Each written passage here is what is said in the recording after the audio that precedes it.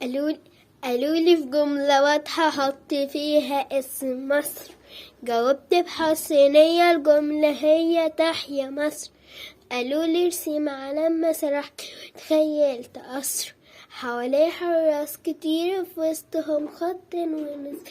تحيا مصر تحيا وعيونها تملي سحيا، وعيونها في كل ناحية في مليون اتجاه. تحيا مصر حرة تحيا ألف مرة، تحيا مهما يجرى لنهاية الحياة. عروسة لابسة طرحة جاية من بعيد، بتحسب كل خطوة هي رايحة فين.